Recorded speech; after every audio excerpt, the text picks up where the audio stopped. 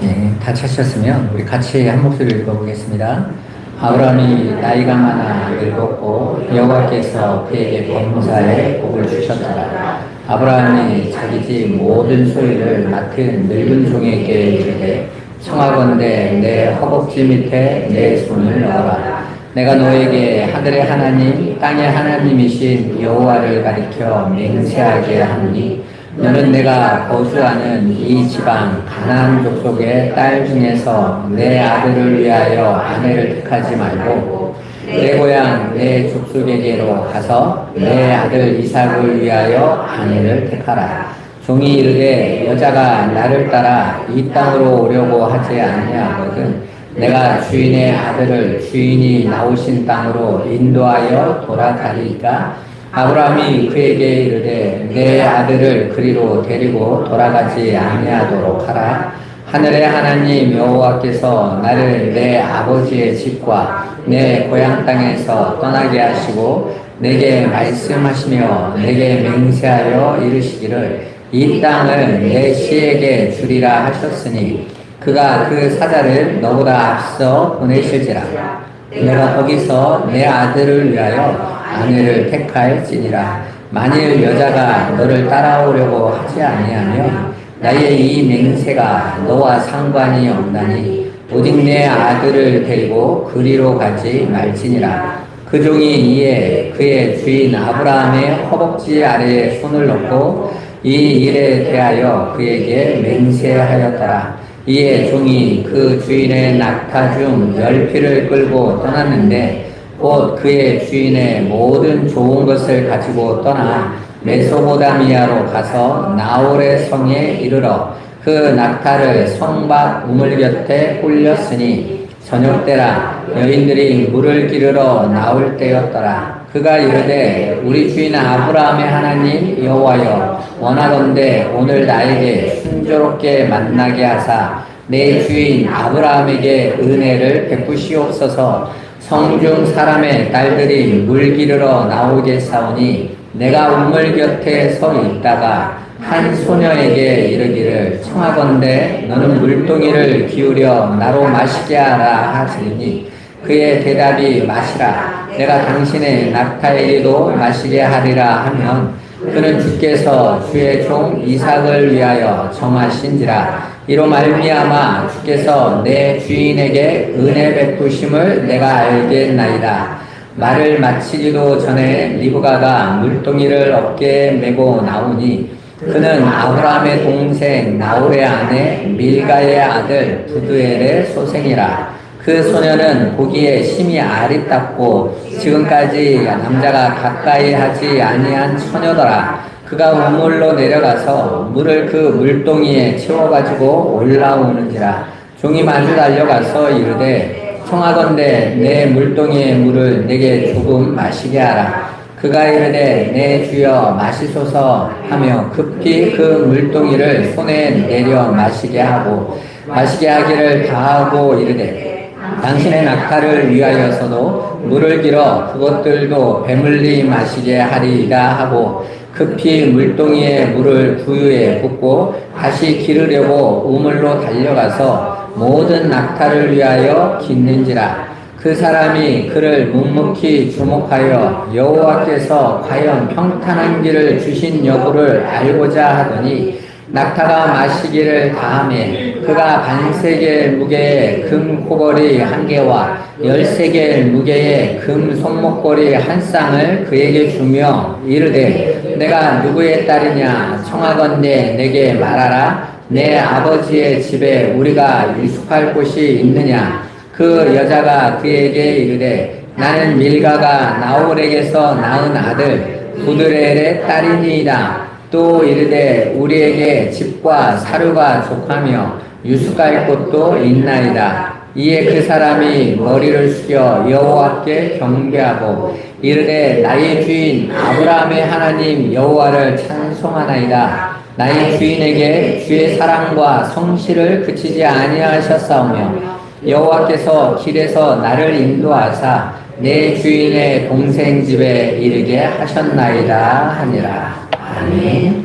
네, 오늘 말씀의 제목은 이삭의 결혼을 통해서 본 여호와 일의 하나님이십니다.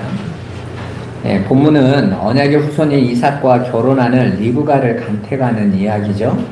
대부분 본문을 통해서 그리스도의 결혼관을 설교 제목으로 삼았다고요. 그리스도인들은 이렇게 결혼해야 된다. 그래야 리브가 같이 예쁜 여자도 얻을 수 있고 그렇게 잘난 사람을 만날 수 있다. 근데 대부분 그렇게 기도하지 않다가 후회하더라. 이런 설교들이 많았습니다. 그런데 우리가 지금까지 말씀을 쭉 살펴본 것처럼 하나님께서는 성경에 우리가 어떻게 하면 좋은 인생을 살고 어떻게 하면 행복한 삶을 살 수 있을까에 대한 행복론을 전해주고 있는 게 아니죠. 오늘 이 말씀도 아브라함을 통한 믿음의 백성들의 믿음의 여정의 부분으로 등장하고 있는 거예요. 그러니까 믿음의 여정이라는 건 하나님께서 이미 창세전에 택하신 당신의 백성들에게 하나님의 기쁘신 뜻대로 이 역사 속에서 준비된 자들이 어떻게 하나님 앞에 붙들려서 하나님의 백성으로 온전히 하나님께 모든 것을 맡기는 순종의 사람으로 거룩한 신부로 준비가 되느냐에 대한 이야기겠죠. 그죠?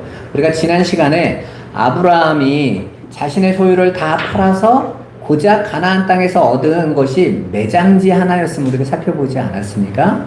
하나님의 백성으로 부름받은 자들은 더는 세상의 힘을 추구하고 있는 원리가 맞지 않다라는 걸 알고 이제는 세상의 것이 아닌 하늘의 것을 준비하고 사는 자들로 산다고 그랬습니다.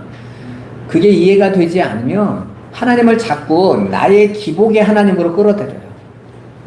여러분, 선악과를 따먹은 인간들이 가지고 있는 가장 악한 죄성이 뭐냐면 하나님조차도 도구로 삼아서 내가 하나님처럼의 삶의 도구로 삼으려고 하는 거예요. 이건 아주 악한 죄죠. 하나님은 지금 이 역사 속에서 바로 그러한 상황 속에서 이제 나와서 신랑인 남편의 뜻대로 순종해버리는 거룩한 신부, 하나님만 전적으로 순종하는 자로 만들어서 그 영원한 하나님 나라로 들어가는 거예요. 여러분, 천국은 어떻게 해야 들어갑니까? 우리가 열심히 노력하고 봉사하고 선교하고 헌신하고 예배해서 들어가는 곳인가요? 예수와 연합해서 들어갑니다. 그죠? 천국 하나님 나라를 하나님 어떻게 상속하세요? 저와 여러분들의 노력과 애씀으로 상속되는 것이 아니라 신랑의 신부가 돼서 들어가는 거예요. 우리가 결혼을 하면 신랑 집에 들어가면 신부는 그 신랑 집안의 사람이 되죠. 그죠? 그러면서 신랑이 받아야 될 상속을 함께 받잖아요. 그죠? 그게 하나님 나라의 상속의 비밀이라는 거예요. 우리가 예수 그리스도의 은혜 안에서 그분과 하나 되어져서 하나님 나라를 얻는 거지, 우리가 잘나고 훌륭하고 뛰어나서 하나님 나라를 얻는 게 아니라는 겁니다. 여러분, 우리가 예수를 믿으면서 여러분이 빨리 내려놔야 될 게 뭐냐면 자꾸 나를 하나님 앞에 뭔가 가치 있는 삶을 살았다라는 걸 보여주려고 하는 거예요. 그게 세상의 방식이기 때문에요. 그게 가인의 제사였던 겁니다. 땅의 소산을 가져왔다라는 건 가인이 세상에서 얻고 쟁취한 것으로 하나님 앞에 나를 증명해서 가져왔다라는 거잖아요. 근데 하나님은 그거 거들떠보지도 않으셨다고 그러죠. 하나님은 거기에 관심 있는 분이 아닙니다. 하나님은 반대로 내가 너에게 준 가죽옷 잘 입고 있니? 내가 너에게 준 가죽옷을 입혀준 이유를 알겠어? 네가 내놓은 무화과 잎으로는 안 된다고. 그걸 이야기하기 위하여 저와 여러분이 열심히 세상에서 우리의 가치를 만들고자 하는 그 무화과 잎으로 옷 입는 삶을 허락해 놓으신 거예요. 그 속에서 성도는 야, 정말 내가 아무리 이 옷을 만들어도 이 옷은 결국은 마르고 부서지고 또 나를 부끄러움에서 절대 나올 수 없도록 만드는구나. 가죽옷 외에는 안 되겠구나 알아가는 거죠. 그게 저와 여러분 신부의 이 역사 속에서 거룩한 삶인 거예요. 그러니까 거룩한 삶이라고 하면 자꾸 내가 뭔가 사람들에게 거룩하다라는 평가를 받아야 된다고 자꾸 생각하시면 안 돼요. 거룩은 오직 예수 그리스도로 옷 입는 방법밖에는 없다라는 걸 알고 가시면 돼요. 제가 이번 주에 참 신기한 경험인데 그 금요일 때도 한번 얘기했잖아요. 목사님 두 분을 만났는데 똑같이 제가 우리 교회 성도들이 한 40여 명 됩니다. 그랬더니 똑같이 저에게 한 분은 굳이 뭐하러 40밖에 안 되는데 내 사명 하겠다고 성도들 힘들게 하냐면서 큰 교회 보내고 다른 거 해도 된다고 그러시더라고요. 한 1000명 된 교회 목사님이니까 그 40명 된 교회는 성도도 안 되는데 뭘 그렇게 붙잡고 있어? 그러는 거예요. 또 한 분은 조금만 더 열심히 해서 금방 교회가 성장할 수 있다. 이렇게 이야기하시는 거예요. 그러면서 두 번째 분은 노하우를 알려주시는 거예요. 그 목사님도 잘 안 알려주시는 거거든요. 근데 본인이 이렇게 시골에서 성공한 이야기를 하시는 이유가 어떻게 하냐면 열심히 홍보하고 또 본인이 이렇게 미국에서 박사학위도 받고 이러셔서 그 박사학위도 받고 그래서 유학 컨설팅도 해주고 이랬더니 교회가 막 성장하더라는 거예요. 제가 이번 주에 이런 생각을 했어요. 이번 주에 왜 이런 분들을 나에게 이야기하게 하셨지? 근데 두 분을 통해서 제가 가장 답답했던 건 예수 믿는 삶이 어떤 거지? 신부의 삶이 어떤 거지? 하나님의 뜻은 이런 거더라 라는 말을 전혀 하지 않더라고요. 내가 지금 살아가는 삶이 어떻다라는 이야기를 하지 하늘에 대한 이야기를 아무도 안 하더라고요. 근데 두 분 다 곧 칠순이 되시는 분들이거든요. 야, 이 역사를 다 지나가기까지 목회를 내려놓기까지 왜 아무도 하늘에 대한 이야기를 안 하지? 너무 안타까워요. 하나님은 이 땅에서 거대함을 추구하시는 분이 아니죠. 오히려 하나님은 숨겨진 자기 백성을 불러내세요. 만약에 하나님이 그런 거대함을 세상에 보여주고 싶으셨다면 이스라엘부터 택하면 안 되잖아요. 하나님이 이스라엘 백성을 부르시면서 뭐라고 말합니까? 너희가 훌륭하고 너희가 큰 민족이라 너희를 부른 게 아니야. 오히려 너희는 모든 민족 중에서 가장 작은 민족이다. 가장 작은 자들이야. 너희들은 종되었던 자들이었어. 아무런 가치도 없는. 여러분 고대 사회에서 종이라는 것은 말하는 짐승에 불과한 거예요. 종에 대한 생사 여탈권은 주인에게 달려 있습니다. 주인이 종을 죽였다고 그게 죄가 되지 않는단 말이에요. 한마디로 종은 자신의 신분 자체가 보잘것없고 별거 없다라는 자인식을 갖고 있는 자들이라고요. 그런데 그런 자들을 하나님께서 부르신 건 그들의 훌륭함과 대단함 때문이 아니라는 거죠. 오히려 하나님은 그런 약한 자들을 불러서 그리고 그런 모자란 사람을 불러서 강한 자들, 힘 있는 자들, 똑똑한 자들, 그래서 세상에서 힘을 가졌다는 자들을 부끄럽게 하려 하신다는 거죠. 그건 약한 자들을 힘있게 만들어주겠다라는 것이 아니에요. 왜 저 약한 자가 하나님의 택함을 받지? 예수님 앞에 따라가던 자들도 그러죠. 바리새인들이 자기들은 강한 자의 자리에서 볼 때에 예수님과 동행하고 그들과 밥을 먹는 세리나 창녀나 장사꾼이나 이런 사람들을 보면은 화가 치밀어 오르는 거지. 아니 하늘의 이야기를 전해주고 오는 메시아라는 자가 왜 저래? 인정할 수 없어 그러는 거죠. 그런데 그런 하나님의 부르심으로 말미암아 하나님의 거룩한 신부로 되는 거, 그게 하나님이 보여주시는 거예요. 그렇게 믿음의 여정은 하나님께서 창세전에 이미 당신의 기쁘신 뜻대로 작정되고 애정된 계획대로 이루어진다라는 것입니다. 그 이유는 하나님의 친히 당신의 주권으로 하나님의 열심으로 우리의 그 일을 성취해내시기 때문인 거예요. 이 역사는 그걸 보여주고 있는 장이란 말입니다. 그리고 그러한 하나님의 계획대로 완성되는 구원의 현실은 이삭이 죽어야 될 자리에 제물로 준비된 순양으로 하나님이 미리 한번 보여주세요. 그래서 아브라함은 그러한 하나님의 계획대로 인도되어지는 것을 알고 여호와 이레 하고 여호와의 이름을 불렀죠. 하나님은 준비하신 하나님이시구나.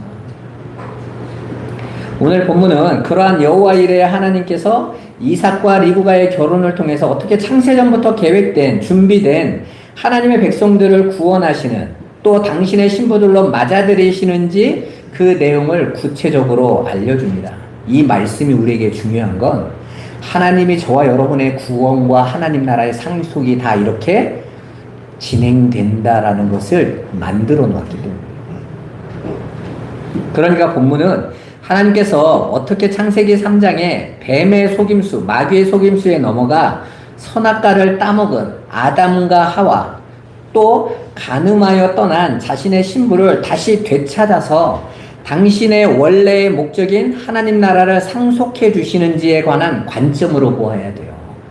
어떻게 하면 좋은 사람을 만날 수 있을까에 대한 육신의 결혼관으로 보면 절대로 보지 못하네요. 그리고 그 하나님 나라의 완성은 하나님 자신과 열심과 주권에 의해 성취된다라는 것을 본문은 보여주고 있어요. 우리가 그 사실을 알아야 저와 여러분이 지금 있는 그 상황에서 믿음을 지키고 갈 거 아닙니까? 오늘 본문은 시작을 창세기 22장에 아브라함의 모리아산 사건에서부터 보아야 이해할 수 있어요. 여호와 이레의 하나님께서 죽어야 될 이삭을 대신해 순양을 준비하신 것처럼, 그죠? 이삭이 죽어야 될 자리에 하나님은 미리 순양을 준비해 놓으셨단 말이에요. 하나님 백성이 절대로 하나님 나라를 상속받을 수 없는데 하나님이 미리 준비하신 제물로 인하여 하늘의 것을 상속할 수 있는, 그리고 그 언약의 후손을 될 수 있는 길을 하나님이 만들어 놓으신 거예요.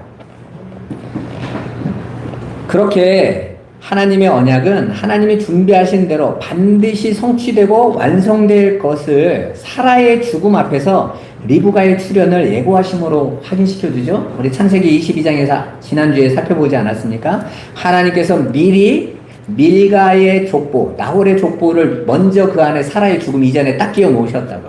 그러니까 이런 거죠. 이미 사라가 죽으면 언약의 안주인이 죽는 거예요, 이 역사 속에서. 그런데 하나님은 그 언약의 안주인의 역할을 감당할 리브가를 이미 저 1000km 떨어진 하란에 이미 준비해 놓으시고, 언제부터요? 하나님께서 나홀, 아브라함과 헤어지는 그 나홀이 헤어져 있는 그 시간부터 이미 준비하고 진행하고 계셨다는 거죠. 이 역사는 그렇게 톱니바퀴처럼 전혀 깨지지 않고 정확하게 하나님의 의도대로 가고 있는 거예요. 아니, 그런데 왜 내 삶은 이렇게 의도하지 않은 것 같지 않으세요? 그럴 리가 있겠습니까? 여러분을 하나님 나라를 상속받을 거룩한 안주인으로 준비하는 일에는 하나님의 전혀 실수가 없으세요. 그래서 내가 있는 이 자리에 믿음을 발휘하고 살아갈 수 있는 거예요. 그래서 성도는 세상을 이기고 세상의 멱살을 잡고 큰 소리 치면서 우리 하나님이 이렇게 강해 라는 거 보여주라고 말씀하지 않으시고, 그 세상의 흐름과 세상의 요구에 흔들리지 않고 믿음을 지키라고 말하는 겁니다. 성도는 그렇게 홀로 준비하시고 계획하시며 홀로 당신의 언약을 이루어 가시는 하나님의 열심을 믿는 믿음을 선물로 받은 사람들이에요. 하나님이 믿음을 주셔서 그 믿음이 나를 지킨다는 거죠. 그래서 그들은 현실에서는 비록 불가능할 것 같고 눈으로 보이지 않아도 하나님의 언약은 반드시 성취될 것을 굳게 믿고 이 세상을 상징하는 그 가나안 땅에 매장지를 사면서까지 그 언약의 확실성과 최종성을 확인했던 것입니다. 여러분, 우리는 이 역사와 공간 속에서 여전히 더럽고 추악한 존재로 살아가요. 우리가 예수 믿으면 깨끗해져야 될 것 같지 않으세요? 예수 믿으면 이제 나는 거룩해지고 다른 사람이 볼 때 야, 정말 적어도 예수님 그 오른편에 있는 제자들 수준은 돼야 될 것 같은 느낌으로 우리가 자꾸 보지 않습니까? 우리는 여전히 쇠해가고 죽어가기에 하나님의 약속이 과연 성취될지 의심이 갈 만큼 불안해질 때도 많습니다. 그러나 하나님은 반드시 당신의 언약을 이루신다라는 것을 굳게 믿는 믿음이 성도에게 반드시 있어야만 해요. 왜요? 하나님은 저와 여러분이 변화돼서 구원받는 게 아니라 예수로 구원하시기로 하셨거든요.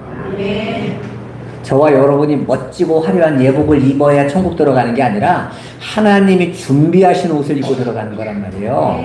그러니까 그것이 무엇인지를 저와 여러분들이 명확하게 알고 계셔야 되는 겁니다. 오늘 본문에서 아버지인 아브라함은 자신의 충성된 종을 보내 사랑하는 자기 아들 이삭의 신부를 찾으시는 모습으로 그려지고 있습니다. 그 모습은 비단 하나님이 아들이신 예수님의 신부인 교회를 부르시기 위해 아버지 하나님에 의해 이 땅에 보내심을 받은 성령님에 의해 그리스도의 신부로 불려 올려지는 바로 저와 여러분 성도들의 구원 이야기를 상징적으로 담고 있는 거예요. 그러니까 왜 하나님이 이렇게 이삭의 안중이라고 이렇게 결혼 이야기를 했나가 아니라 하나님은 지금 아브라함, 이삭, 야곱을 통해서 하나님이 당신의 사랑하는 백성들을 어떻게 당신의 신부로 맞이해 드리시는가를 설명해 주고 있는 거란 말이에요. 그러니까 본문은 그 일이 아버지의 계획과 아들의 피로와 성령의 적용으로 반드시 성취되고 이루어지고 있음을 미리 힌트하고 있는 겁니다. 그러니까 이삭의 아내인 리브가를 하나님이 이렇게 준비하셨다. 야, 이삭은 좋겠다가 아니라 그처럼 하나님의 신부인 우리도 하나님이 준비되어져 있었구나. 하나님이 우리를 불러들이셨구나. 그걸 보셔야 돼요. 하나님은 당신을 종종 교회의 신랑으로 표현하시죠. 에레미야 3장 14절 우리 같이 한번 읽어보겠습니다. 여호와의 말씀이니라 배역한 자식들아 돌아오라 나는 너희의 남편임이라 내가 너희를 성읍에서 하나와 족속 중에서 둘을 택하여 너희를 시온으로 데려오겠고 아멘. 마치 이방 땅 하란에 살던 리브가를 저 가나안으로 불러들이는 것처럼 그 배역해서 간음해서 다른 곳에 가버려져 있는 그 성읍에서 하나님께서 시온으로 하나님의 거룩한 땅으로 불러들이시겠다 이렇게 말씀하고 계시는 겁니다. 예수님도 또 당신을 신랑으로 표현하셨죠. 마태복음 9장 15절 같이 읽어보겠습니다.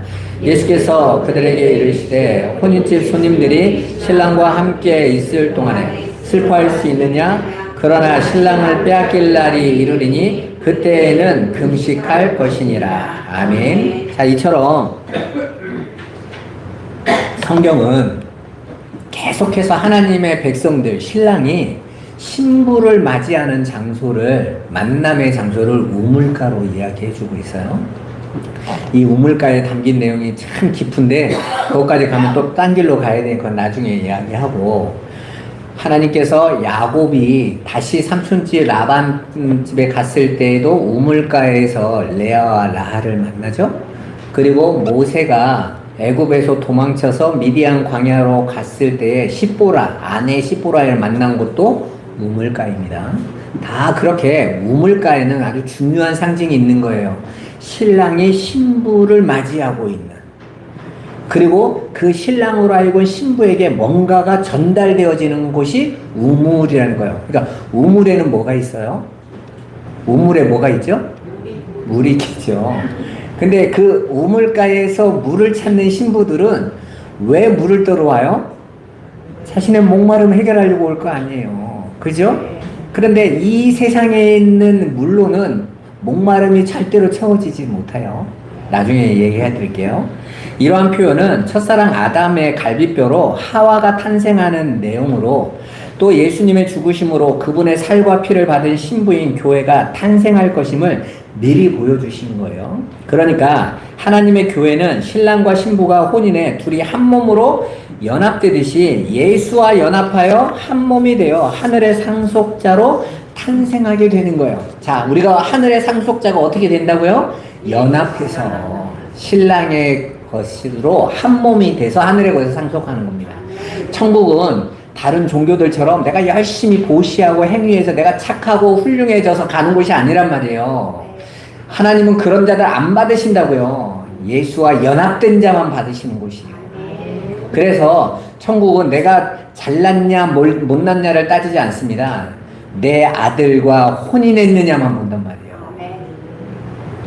그 모든 것이 하나님의 주권 아래에 있단 말이에요. 여러분, 왜 이삭의 아내를 그의 혈통에서 굳이 찾아야만 할까요? 왜 찾을까요? 가나안은 타락했으니까 저 하란으로 가야 됩니까? 하란은 안 타락했어요? 바벨론이란 땅 자체가, 도시 자체가 하나님을 대적해서 탑을 쌓던, 우리가 하나님처럼 되자를 상징하던 곳이 바벨론이었잖아요. 그죠? 그래서 계시록의 18장에서도 그 바벨론이 세상의 힘을 상징하는 도시의 이름으로 등장하지 않습니까? 하나님 백성들은 거기서 나오라고 부르고 있잖아요. 그죠? 그런데 왜 굳이 하나님은 이 가나안에서도 신부를 구할 수도 있는데 왜 그 고향에서 그것도 굳이 혈통에서 찾아야만 될까요? 오늘날도 보면 이 동성동본으로 결혼하면 안 돼요. 이게 뭐죠? DNA 구조가 문제가 돼서 기형아가 나온다고요. 이건 있을 수 없는 거예요. 그럼 하나님은 뭘 설명하고 싶은 거예요? 지금 혈통을 굳이 통해서 찾아야만 하는 백성들을 이야기해서 뭘 가르쳐 주시려는 겁니까? 하와는 혼자 생성된 존재가 아니란 말이에요. 아담에게서 나온 자예요.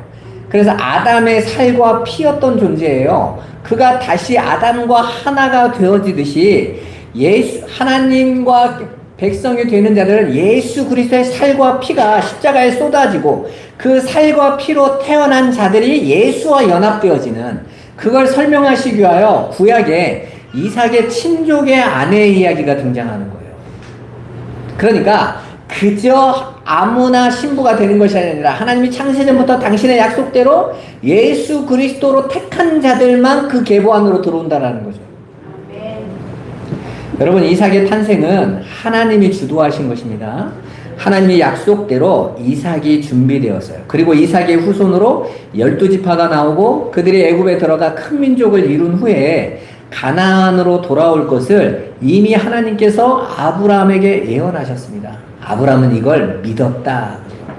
근데 아브라함이 이 사실을 믿었을 때가 언제일까? 바로 이삭을 가졌습니다. 여러분, 왜 아브라함이 이스마엘을 낳았죠? 자기 아내 사라로는 안 된다라는 거였죠. 왜요? 이미 아이를 가질 수 있는 기능이 다 안 되니까. 사라도 그걸 알았으니까 주인에게, 자기 여종에게서, 젊은 여종에게서 씨를 받자고 말한 거 아니겠습니까? 그런데 하나님께서 그 이스마엘이 아니라 완전히 경수가 끊어져 있는 자기 아내에게서 이삭이 나오게 하셨단 말이에요. 아브라함은 그걸 보면서 무엇을 생각했을까요? 하나님의 뜻이 그대로 이루어지는 거예요. 하나님은 창조의 하나님이십니다. 이 역사와 나의 삶은 그냥 하나님을 드러내는 거였구나.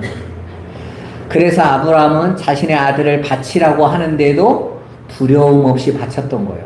왜냐하면 죽어도 살 줄, 생명의 주인이 하나님이심을 명확하게 이제 확인했던 거죠. 그게 이제 하나님을 아는 것이 믿음으로 확신되어진 거예요. 그러려면 이삭도 마찬가지죠. 그 모든 것이 하나님의 계획 속에 이미 있었던 것입니다. 그러려면 이삭이 반드시 결혼해야 되죠. 자식을 낳아야 돼요. 왜요? 이삭의 후손으로 말미암아 하나님께서 큰 민족을 이루시기 위해서는 이삭은 결혼을 해야 되고 아이를 낳아야 되는 건 당연한 거 아니겠어요? 그래서 이삭의 혼인도 하나님의 언약에 근거하여 하나님의 주도로 치러지는 것입니다. 그뿐만 아니라 본문을 보면 종이 신부를 찾으러 갈 때 신부될 자의 반응에 대해서 기도한 대로 신부인 리브가가 반응합니다. 그래서 많은 분들이 이러한 기도를 가지고 신부를 구체적으로 기도해라, 머리카락 길이가 어떻고 그런 얘기 하는 거 아니에요. 신랑이 신부를 얻으려면 내 아내 될 사람은 이런 사람, 내 남편 될 사람이 이런 사람, 이렇게 구체적으로 기도해야 응답된다고 하는데 그 이야기 하고 있는 거 아닙니다. 오늘 이 종의 기도의 응답이라는 것은 이미 하나님이 준비하시고 예비된 것을 확인하는 내용이었어요. 내 소망과 내 야망을 푼 기도를 한 것이 아니라, 한마디로 종은 신부를 찾는 기준을 말한 거지 내가 원하는 여자를 얻는 기준을 얘기한 게 아니란 말이에요. 이걸 잘 보셔야 돼요. 여기에서 종이 신부의 반응을 기도로 간 거예요. 이렇게 하기를 원합니다.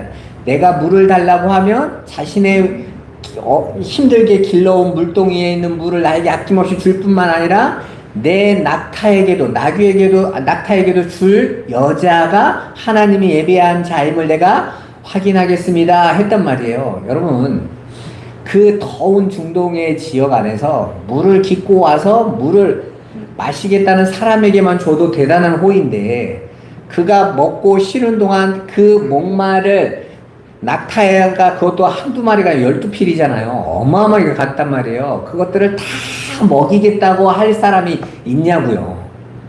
근데 오늘 바로 그 반응이 나오는 자가 신부라고 말하고 있는 거예요. 그렇게 하나님 앞에 구하고 있는 겁니다. 그랬더니 어떻습니까? 하나님은 신부의 반응까지도 주도해서 가르쳐 주십니다. 여러분, 이 역사는 그저 방향 없이 이리저리 흘러가고 있는 게 아니에요. 이 역사에는 주인이 있습니다. 그 역사의 주인이 이 역사를 통해서 자신을 드러내세요. 그래서 역사라는 그 단어인 히스토리가 그의 이야기 아닙니까? 히스토리. 그렇게 이 역사는 역사를 주관하시는 하나님의 이야기인 겁니다. 그래서 하나님의 백성으로 부름받은 성도인 우리가 이렇게 소망 가운데 믿음으로 살아갈 수 있는 거예요. 만일 하나님께서 이 역사와 인생을 인간의 손에 맡기셨다면 저와 여러분은 정말 큰일 나는 거 아닙니까? 그런데 이 역사를 하나님이 붙드시고 은행하시기 때문에 저와 여러분의 구원이 확실할 수밖에 없죠. 이 역사는 인간이 열심히 만들어가고 있는 것처럼 보이지만 하나님께서 당신의 백성들을 그 인간의 패역함 속에서 당신의 백성들의 하나님 백성 만들기의 도구로 사용하고 있는 거예요. 훈련장으로. 그래서 우리는 이 역사 속에서는 비록 연약한 자 같고 세상에서 버림받은 자 같고 세상에 소외된 자 같고 실패한 자 같음에도 불구하고 하나님의 그 언약을 믿는 믿음 가지고 이겨나갈 수 있는 것입니다. 그게 하나님 백성들의 신앙인 거예요. 그래서 오늘 본문 7절에 아브라함이 고향 하란으로 종을 보내면서 이렇게 말을 하죠. 7절 같이 한번 읽어볼까요? 하늘의 하나님 여호와께서 나를 내 아버지의 집과 내 고향 땅에서 떠나게 하시고 내게 말씀하시며 내게 맹세하여 이르시기를 이 땅을 내 씨에게 주리라 하셨으니 그가 그 사자를 너보다 앞서 보내실지라 내가 거기서 내 아들을 위하여 아내를 택할지니라. 아멘. 이 안에 구원의 내용이 다 담겨져 있어요. 종이 먼저 아브라함에게 물어봅니다. 제가 가는데 그 신부될 여인이 안 따라오겠다고 하면 어떡합니까? 한번 여러분 같으면 따라가겠어요? 내 신랑 될 인간이 어떤 인간인지도 모르고 집안은 어떤지 성격은 어떤지 하나도 모르는데 따라가라면 따라가겠어요? 요즘 말대로 요즘 20대 처녀들한테 저기 미국에 사는 어디 시골에 사는 어떤 남자가 있는데 야 괜찮아 살만해 가자 그러면 가겠냐고요. 절대로 안 가지. 그죠? 그때 종이 또 물어보죠. 그때는 와서 아들을 데리고 가서 보여줘야 될까요? 이렇게 물어본다고요. 그때 아브라함이 뭐라고 말합니까? 안 된다. 그냥 네 말만 듣고 옳자. 네가 준 아들의 이야기만 듣고 순종하고 옳자가 하나님이 예비하신 신부다. 마치 이 역사 속에 있는 교회를 향해 말하고 있는 것 같지 않으세요?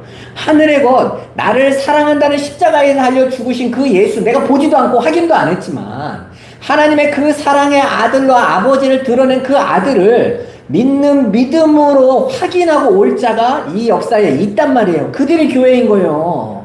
교회 다니면 성공하고 복받고 잘되고 승승장구한다는 말을 듣고 오는 자들이 아니라 아무런 보이지 않고 희망이 없어 보이는, 그런데 그 영원한 것으로 상속된 약속을 말하는데 그걸 믿는 자들이 있단 말이에요. 교회는 그들의 모임인 거예요. 근데 그런 자들이 별로 없으니까 자꾸 교회가 약을 파는 거예요. 엉뚱한 걸 파는 거예요. 예수를 자꾸 바알로 만들어서, 아세라로 만들어서, 몰몬으로 만들어서 자꾸 파는 거예요. 금송아지로 막 포장을 해서 자꾸 파는 거예요. 그러면 거기는 우르르 가요. 그래서 저와 여러분들이 정신을 똑바로 차리시고 내가 나의 신랑으로 맞이할 분이 어떤 분인가? 내가 평생 그분과 함께 할 수 있는 그것이 무엇인가 아는 거죠. 오늘 그래서 여기 아주 중요한 말이 담겨져 있어요. 바로 아브라함이 이렇게 말합니다. 하나님께서 이 땅을 내 씨에게 주리라 하셨으니 그가 그 사자를 너보다 앞서 보내셔서 신부를 이미 준비해 놓으셨다. 하나님이 창세전에 당신의 작정한 대로 당신의 백성들에게 복음의 씨를 심어서 이 땅에 보내신다고요. 그들은 그 복음을 알아듣고 깨달아서 눈에 보이는 거 아무것도 없어도 그 복음의 부름에, 하나님의 부름에, 여호와의 사자의 부름에 응답할 자들로 이 역사에 이미 보내진 거예요. 그들은 예수 그리스도 안에서 그 하나님을 만나게 되는 것입니다. 이처럼 예수 그리스도와 연합되어 구원 얻게 될 신부들은 하나님의 미리 준비하신 것으로 그 일은 절대로 실패할 수 없다라는 게 바로 여호와의 사자의 이야기인 거예요. 여호와의 사자가 그 일을 반드시 이루시는 분이시라는 거죠. 그래서 아브라함의 종이 그 여호와의 사자가 준비할 것을 믿음으로 신부의 반응을 구한 것이고 기도한 대로 신부가 반응함으로 하나님께서 준비하신 신부를 찾을 수 있었던 거야. 그러니까 지금 이 종은 누가 먼저 와 있다라는 걸 믿었다라는 거예요. 여호와의 사자가 신부를 구하러 먼저 와서 준비시켰다라는 걸 믿고 있었다라는 겁니다. 이 역사 속에서 성도는 그걸 믿는 거라고요. 그걸. 하나님께서 우리에게 그 하늘의 것으로 준비하신다는 것을 믿는 것이죠. 자, 여기에서 신부를 만난 장소가 우물가죠. 구약 성경에서 우물은 신부가 신랑을 만나는 곳이라고 했습니다. 그렇게 신랑이 신부를 만나는 우물가 이야기는 그걸로는 해석이 잘 안 돼요. 신약으로 오면 그 우물가 이야기가 딱 하고 등장합니다. 바로 요한복음 4장에 사마리아 수가성에서 예수님이 만난 사마리아 여인입니다. 수가성의 한 우물가에 부정한 여인이 대명사인 남편을 6이나 두었던 사마리아 여인이 우물가에서 물을 깃고 있습니다. 그녀는 하나님께서 창세전에 미리 택하신 교회를 대표하는 사람이었어요. 그러니까 저와 여러분의 구원은 훌륭해서 받는 게 아니에요. 오히려 사마리아 여인 같은 자다라고 말하고 계시는 거예요, 지금. 자, 근데 그녀가 세상의 남편들을 통해서 6이나 둔 것은 다른 말로 세상의 힘으로 자신의 목마름을 해결하겠다는, 나의 행복을 만들어내겠다는 이 세상을 살아가는 선악과를 따먹은 어리석은 하나님의 백성들의 모습인 거예요. 그러니까 하나님 백성들은 예수를 만나고 믿음 안에서 완전히 그분을 알기 전까지는 계속 그 삶을 살아간다니까. 계속 우물을 기웃거려요. 계속 남편을 갈아치우면서 세상의 힘을 추구한단 말입니다. 그런데 그녀에게 진짜 신랑인 예수님께서 찾아오신 거예요. 여러분 봐보세요. 이 여인이 그 사마리아 수가성에서 우물을 길러온 시간이 정오라고 그랬습니다. 정오. 그런데 그 우물에서는 신랑과 신부가 만나는 장소라고 그랬죠? 신랑이 어떻게 옵니까? 요한복음 4장에 보면 신랑이 그 안에 와서 달려왔다고 그래요. 여러분 더운 날 뛰어봐 보세요. 지금 우리나라 지금 날씨 장난 아니죠? 순식간에 이게 머리 온도가 막 35도 40도 막 쓰러진다고 그러잖아요. 요즘 밖에 이렇게 나가보면 정오쯤 돼보면 사람이 다니는 분이 없어요. 아니면 이렇게 양산 쓰고 다니시던지 그러죠. 자, 그렇게 뜨거운 날씨에 예수님이 그 우물을 향하여 뛰어가셨대요. 원래는 유대인들은 사마리아 땅을 밟지도 않는다고 그랬습니다. 그런데 그 사마리아 땅을 밟고 수가성까지 달려가셨다라는 거예요. 뭐 때문에? 신부 만나러. 신부가 그 시간에 나오는 걸 알고 계셨던 거예요.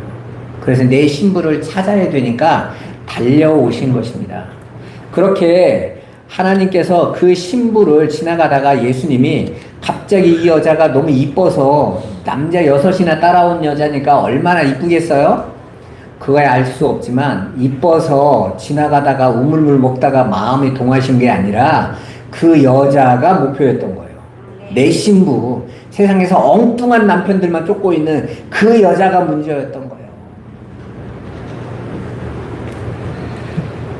그녀가 주님을 간절히 찾았기 때문에 오신 것도 아닙니다. 그녀는 이미 창세전에 여호와의 일에 하나님에 의해서 택하심을 받은 백성이었어요. 그래서 주님은 그 더운 대낮에 사마리아까지 그녀를 찾아가셔서 그 마셔도 또 목마른 그 우물물이 아니라 생수를 그에게 주십니다. 자, 우물은 물이 있는 곳이라고 그랬죠? 모든 인간은 다 우물에 기웃거리면서 살아요. 왜? 목마르니까. 마치 이 세상이라는 우물은 돈이나 성공이나 심지어는 사람, 결혼까지 아니면 자식까지도 처음에는 마치 그게 행복의 조건인 것 같은데 목이 마르다니까요. 왜? 그 우물은 생수가 아니기 때문에 그래요. 영원한 생수가 아니기 때문에 마셔도 또 목마르다니까. 여러분이 멋진 옷 입어봐 보세요. 처음에 옷집에 가서 다 있을 때만 이뻐 보이지.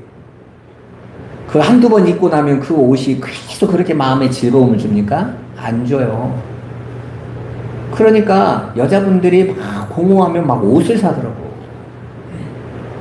아니, 어떤 사람은 부부가 둘이 있는데 차를 10대가 있대.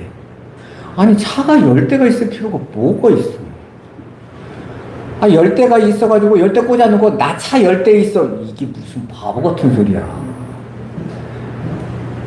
제가 늘 하지만 차는요, 도구에 불과해요. 내가 필요해서 사용하는 거지. 그 남자분들이 막 차를 처음 사면 막 안 하던 부지런함을 떨잖아요. 갑자기 아침에 일어나서 막 닦고 일어나.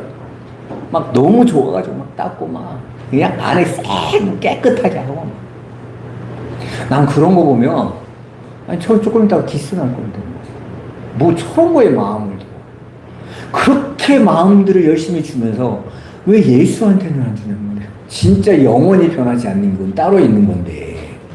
엉뚱한 걸 쫓아가는 거예요. 우물물을 파고 있는 거예요. 또 목마를 걸 또 찾고 있는 거죠.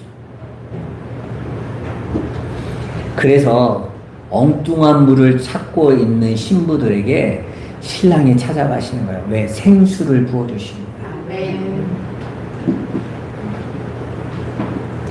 그녀는 버림받고 멸시받고 목마른 여인이었습니다.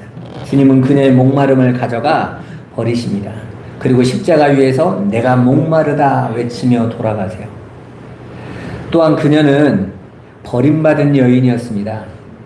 그래서 이 십자가에서 예수님이 아버지 하나님 어찌하여 나를 버리셨습니까? 하고 버림받은 자가 되셔서 그녀를 영원한 신랑이신 하나님께 버림받지 않고 행복하게 살 수 있는, 영원히 목마르지 않을 수 있도록 하나님의 신부로 맞아버리신 거예요.